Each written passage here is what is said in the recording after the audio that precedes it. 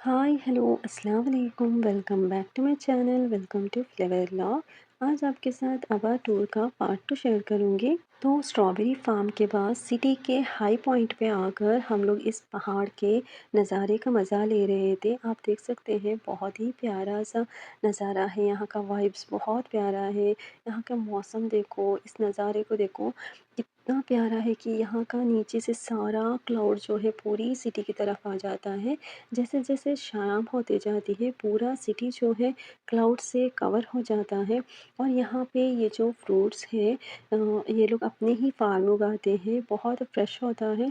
तो हम लोग ने थोड़े से ग्रेप्स और हनी ले लिए थे। ये लोग घी भी बेचते हैं जो प्योर होता है, बट हम लोग ने हमारे अकॉर्डिंग जो चाहिए था वो ले लिया था। और ग्रेप्स इतने मीठे थे, माशाल्लाह हनी भी इतना मीठा था और प्योर था। वहीं पे स्क्वीज़ करके आपको कितनी क्वांटिटी चाहिए उतना देते हैं। और फिर हम लोग यहाँ से नेक्स्ट लोकेशन हम लोग की थी, इस वे से नीचे तरफ नीचे जाना था।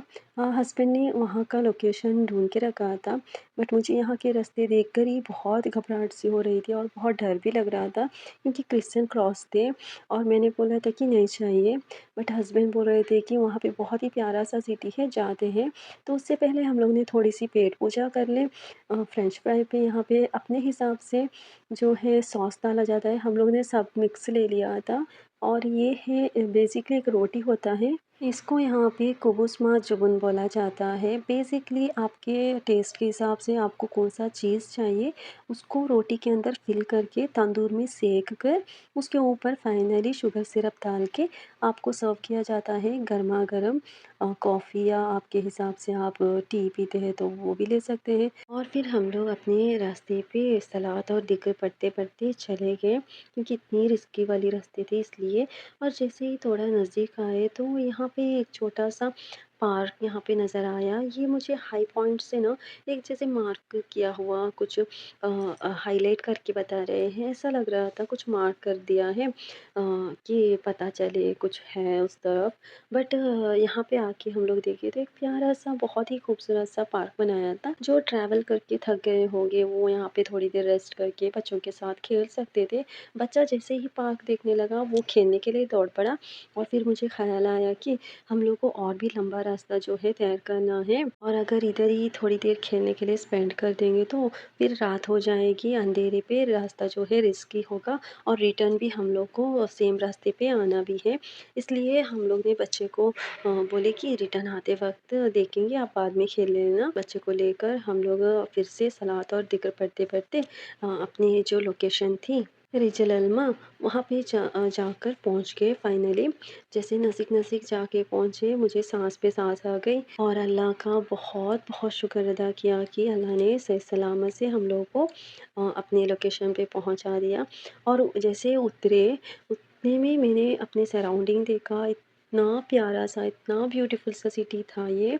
और हस्बैंड बोल रहे थे कि तुम नहीं आना चाहती थी और ये मिस कर जाती तुम।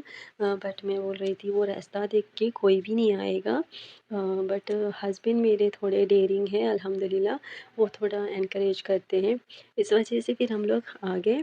और इसके अंदर जो है ये बेसिकली बहुत ही पुराना पुराना मतलब बहुत ही सालों पुराना पैलेस है। पैलेस को थोड़ा सा रिनोवेशन करके मतलब वॉल या विंडोज़ या अंदर भी कुछ भी चेंजेस नहीं किया है, बस थोड़ी बहुत पेंट से उसको डेकोर किया गया है। और अंदर इस तरीके से एंटिक चीज़ें रखी गई है जो पुराने ज़माने में हथियार बनाकर उनके जो बोलते हैं युद्ध में जाते थे तभी इस्तेमाल की जाती थी। गन्स हो गया या फिर तीर हो गया, इस तरीके से सारे हथियार रखे गए थे और इतने पुराने थे, एंटिक थे। तो इसके अंदर आने का थोड़ा चार्ज लगता है पर पर्सन के हिसाब से। ये बॉम्ब्स थे, मुझे पहले तो समझ ही नहीं आया कि वो बॉम्ब हैं। फिर हस्बैंड ने कहा कि वो बॉम्ब हैं, ओल्डन टाइम के उस तरीके से आते थे। और हस्बैंड ने जब गन उठाई तब हस्बैंड बोल रहे थे कि ये बहुत ही हैवी है गन। उस टाइम पे युद्ध पे इस तरीके से हैवी हथियार उठाकर लड़ाई करना बहुत ग्रेट बात है। वो लोगों को सैल्यूट करना चाहिए, बहुत ग्रेट थे वो लोग। बिल्कुल मुझे भी उस तरीके से फ़ील हुआ, मैंने भी उसको उठाने की ट्राई की, बट बच्चे के हाथ पे हस्बैंड ने थोड़ा-सा हल्का जैसा वाला जो गन था वो दे दिया था। उसके हैप्पीनेस के लिए हस्बैंड मना कर रहे थे फिर भी। और इतने एंटिक चीज़ यहाँ पे देखने को मिली जो हम लोग बेसिकली हमारे यहाँ पे देखने को नहीं मिलती है। मैंने ऐसे-ऐसे चीज़ देखी जो मैंने थोड़े बहुत उसमें उनमें से बुक्स में देखे थे, और इतने सारे चीज़ मैंने तो कभी देखा भी नहीं था। ये सब हम लोग को यहाँ पे देखने को मिला। पुराने-पुराने ड्रेस के डिज़ाइन्स, पैटर्न, और ये इतना पुराना लेदर का जो कपड़ा था और इतना हैवी था, उसको भी पहनना बहुत बड़ी बात है।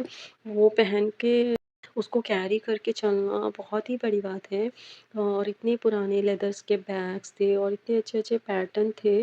पुराने हैं तो भी, बट अभी पुराना ही अभी ट्रेंड पे आ रहा है। वो सारे डिज़ाइन्स वहाँ पे एक-एक मॉडल के लिए रखे गए थे, और ज्वेलरी भी ऐसे ही थे, पित्तल के, चांदी के। इतने हेवी-हेवी ज्वेलरी पहनकर औरतें कुकिंग करती थी, और मीलों-मीलों चलकर जाकर उनको खाना देकर आती थी हस्बैंड को। तो ये सब बहुत ग्रेट बात है, और यहाँ पे बहुत ही पुराना मशीन भी मुझे देखने को मिल गया, जो अभी नहीं मिलता है हम लोग को देखने के लिए। आप जब भी सऊदी आओगे अ, यहाँ पर ज़रूर आना, अबा आकर रिजल अल्मा में ज़रूर विज़िट करना। ये सारी चीज़ हम लोग ने भी पहली बार देखी हुई थी, और हस्बैंड ने बच्चे को भी बताया कि ओल्डन टाइम पे ये सारी चीज़ इस तरीके से इस्तेमाल की जाती थी। मसाला कूटने के लिए उसको इस्तेमाल किया जाता था, और मेरे हस्बैंड मुझे चिढ़ा रहे थे कि ये भी बर्तन ले लो, तुम लेके चले जाओ घर पे ऐसे बोल रहे थे। अगर मेरा बस चलता तो मैं सारे बर्तन लेके चले जाती। ओल्डन एज के और एंटीक है, उसमें मुझे ही अच्छा लगता। और मुझे बर्तन की इतना शौक है, मेरे हस्बैंड और मेरे बेटा जो है हमेशा उस बारे में चिढ़ाते रहते हैं। मम्मा अगर आपको कुछ चाहिए होगा ना तो मुझे बता देना, मेरा बेटा हमेशा बोलता है मैं आपको लेके दूँगा, जब मैं बड़ा होऊँगा ना मैं आपको सारे किचन आइटम्स लेके दे दूँगा। और कभी गुस्सा आ जाता है उसको, तब बोलता है मैं पापा से बोलूँगा कि आपको किचन के कुछ भी ना लेके दे।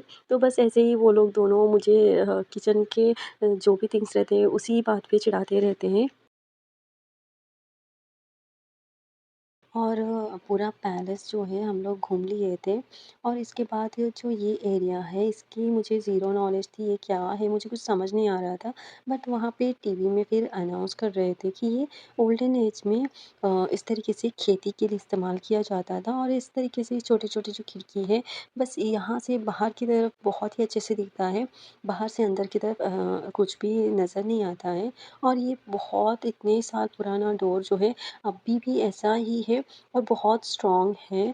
और साइड में एक छोटा-सा शू रैक जैसे हम लोग इस्तेमाल करते हैं, वैसे ही बॉक्स दिया गया है। और यहाँ पे लकड़ी का इस्तेमाल करके बालकनी बहुत प्यारा-सा बनाया हुआ था, और ये स्टोन को, छोटे और बड़े स्टोन को इस्तेमाल करके ये पूरा पैलेस जो है बिल्ड किया हुआ था। माशाल्लाह अल्लाह का जो दिया हुआ नॉलेज है, वो इस्तेमाल करके इंसान कुछ भी बना सकता है। अल्लाह बेशक सब में कादिर है। ये देखकर मुझे बहुत हैरानी हुई थी, इतने सालों बाद भी ये पैलेस माशाल्लाह ये लोग ने भी बहुत अच्छे से सँभाल के रखा हुआ है, और ये पैलेस ऐसे ही बना हुआ है। और पूरा फिनिशिंग करके हम लोग अपने रूम की तरफ जाएँगे, और क्योंकि काफ़ी रात हो चुकी थी, पूरा घूमते-घूमते बहुत टाइम निकल चुका था, और फिर सेम रास्ते से हम लोग को रिटर्न भी जाना था। सलात और ज़िक्र पढ़ते-पढ़ते अल्हम्दुलिल्लाह हम लोग अपनी जो लोकेशन है, हम लोग ने हाई सिटी के पास ही अपना रूम जो है हम लोग ने ले लिया था, और अर्ली मॉर्निंग ही हम लोग अपनी नेक्स्ट लोकेशन मदीना के लिए निकल गए थे।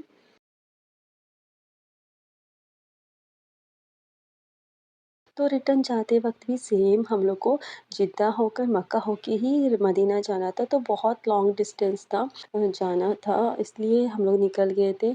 और जाते-जाते हम लोग को बारिश भी मिल गई, यहाँ पे बहुत हैवी बारिश हो रही थी। हस्बैंड इस बारे में जस्ट डिस्कस ही कर रहे थे, हाफ एन आवर के बाद इतनी ज़ोर से बारिश हो गई कि सऊदी में हम लोग बारिश भी देख लिए। आज के व्लॉग्स में बस इतना ही, फिर मिलते हैं अगले व्लॉग में। अल्लाह हाफ़िज़।